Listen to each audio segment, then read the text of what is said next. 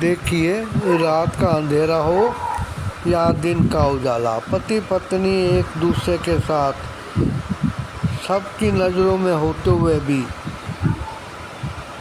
इकट्ठे रहते हैं। कोई उनको रोकता नहीं, टोकता नहीं।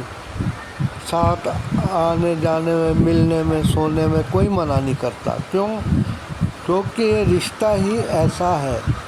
ये रिश्ता वो है जो सामाजिक बंधन है और धार्मिक बंधन भी सनातन धर्म में माना गया है। दूसरे धर्म भी विवाह का रिश्ता जोड़ने के लिए कुछ शर्तों को एक दूसरे के सामने रखते हैं और अलग अलग समाज में अलग अलग संस्कृतियों के लोग अलग अलग तरीके से विवाह के बंधन में लड़के लड़कियों को बांधते रहे। ये अच्छी बात है।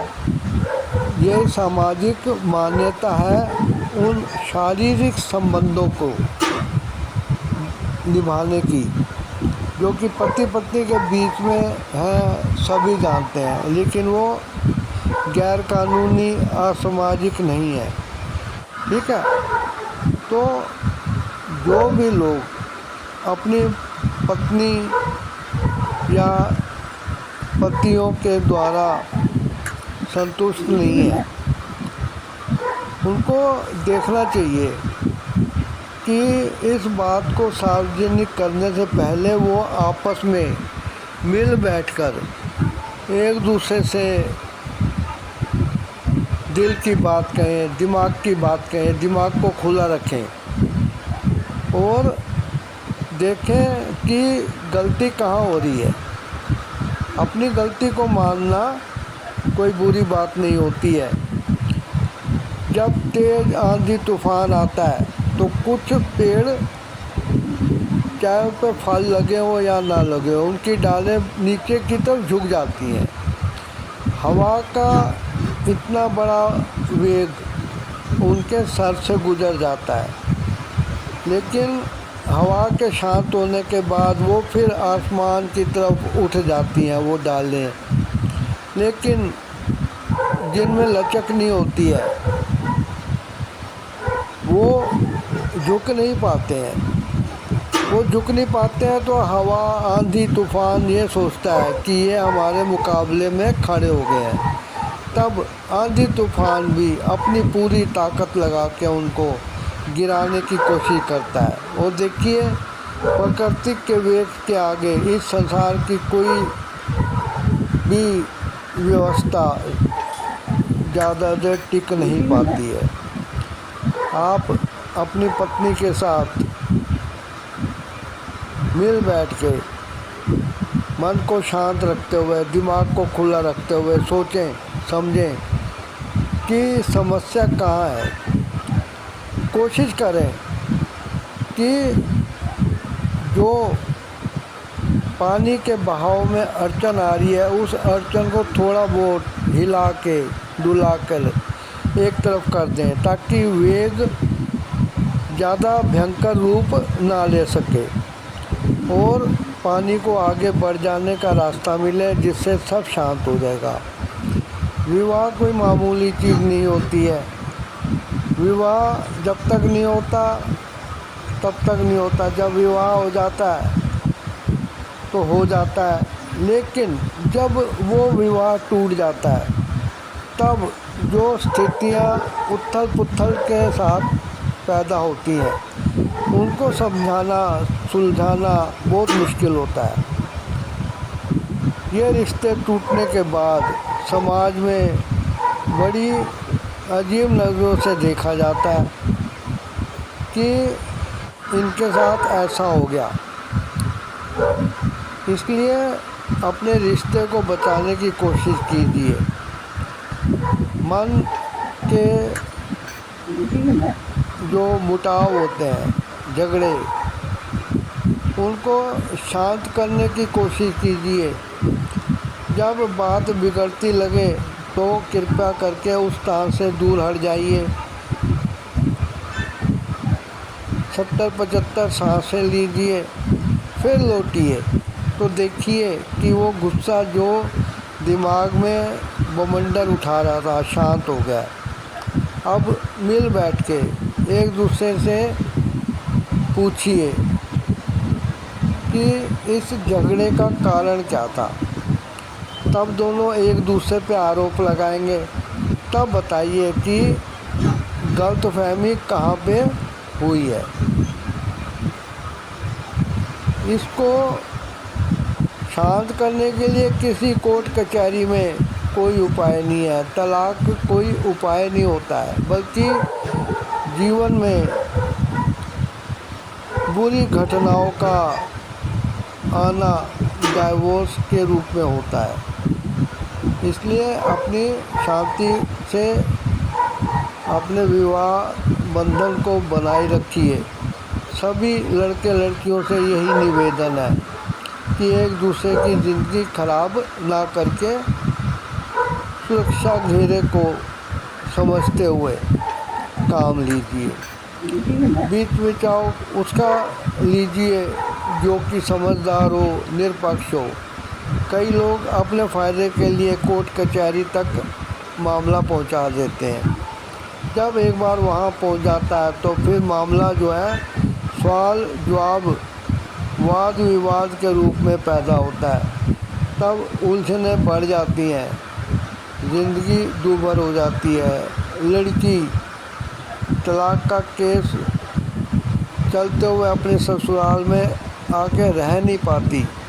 फिर उसको अपने परिवार, रिश्तेदारों, जान पहचान वालों की शरण में जाना पड़ता है, जहाँ उनका कई किस्म से शोषण होता है। यहाँ तक कि शारीरिक शोषण भी होता है, ब्लैकमेल भी होता है।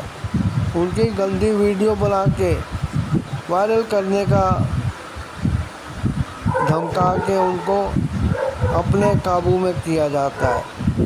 आप देखिए कोई तीसरा आप दोनों के बीच में आके आपको भड़का तो नहीं रहा।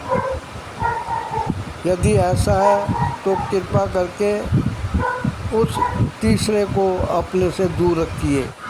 रिश्ता आप दोनों के बीच में है, इसलिए दोनों के बीच का रिश्ता दोनों के बीच में ही रहना चाहिए। आप यदि इस समस्या का हल चाहते हैं तो इस चैनल को ज़रूर सब्सक्राइब कर लीजिए। उपाय बहुत सारे हैं, एक एक करके उनको बताना ज़्यादा ठीक रहेगा। अगर सबको बता दिया तो आपको किसी भी उपाय को चुनने में बहुत कठिनाई होगी। आप इस चैनल को सब्सक्राइब करके बेल आइकन और ऑल का नोटिफिकेशन ऑल क्लिक कर दीजिएगा। और वीडियो को लाइक करिए, शेयर करिए, कमेंट करिए और बताइए कि कहाँ पे आपको अपनी उलझन लग रही है, क्या आप उसको सुलझा पा रहे हैं। आपकी बातों को सुन के इन बातों को मैं अपने वीडियो के द्वारा उन लोगों तक भी पहुंचा सकता हूं जो कि इस समस्या से ग्रस्त है। शांतिपूर्वक समाज का साथ दीजिए। जो लोग आपको अलग होने की सलाह देते हैं, ये सोच लीजिए कि वो आपके हितैषी नहीं हो सकते हैं। जो लोग आपको समझौता करने के लिए कहें, झुकने के लिए कहें, अपनी गलती ना होते हुए गलती मान लेने के लिए कहें, उनको आप अपना हित चिंतक मानिए और देखिएगा कि बाकी का जीवन आपका सुख शांति से बीत जाता है। पति पत्नी जीवन भर साथ रहते हैं तो एक दूसरे का सहारा बनते हैं। इनका सच्चा साथी आपसी प्यार ही है। संसार का और कोई भी व्यक्ति, चाहे वो मैके का हो या ससुराल का, वो जीवन भर किसी का कोई साथ नहीं देता। हाँ, कुछ दिन बीतने के बाद ये जताना ज़रूर शुरू कर दिया जाता है कि तुम हमारे ऊपर बोझ हो। तो ऐसी नौबत ना आए, इसके लिए आपको कोशिश करते रहना चाहिए। और अपने उलझनों को दूर कीजिए। ईगो प्रॉब्लम बहुत होती है। अगर आप ईगो प्रॉब्लम को ई हटा के गो कर दो तो उसको सोचो कि इलेक्ट्रॉनिक गो, इलेक्ट्रिकल गो, कुछ भी कह सकते हैं आप। उनको भेज दीजिए अपने घमंड को, अपने अड़चन को, अपने अड़ियल स्वभाव को आप शांत कीजिए और एक दूसरे के साथ वैसे ही रहिए जैसे शादी के बाद रहे या शादी से पहले। एक दूसरे की बातों को आप बड़े चाव से सुनते थे। पति कहता था तुम्हारी जुल्फ़ें रेशमी हैं, लेकिन शादी के बाद दाल में जब गिर जाती हैं तो वो रेशमी नहीं रहती हैं। इस बात को समझिए। इस किस्म के जो झगड़े हैं वो बेकार के होते हैं, उनमें कुछ रखा नहीं होता है। आपके लिए यही ठीक है कि शादी से पहले जो प्यार वगैरह की बातें थी वो एक ऐसे जोड़े की थी जो कि एक दूसरे से मिल नहीं पा रहे थे, लेकिन जब वो 24 घंटे साथ रहते हैं तो जब दूर रहते हुए इतना प्यार था तो नज़दीक रहते हुए उस प्यार को कम ना होने दीजिए। खटाई, कड़वापन, टॉक्सिक मैटर जब खून में मिल जाते हैं तो खून तो शरीर के हर भाग में जाता है, तो ये खून और खटाई खून के साथ जाके खून में जो खटाई है बीमार का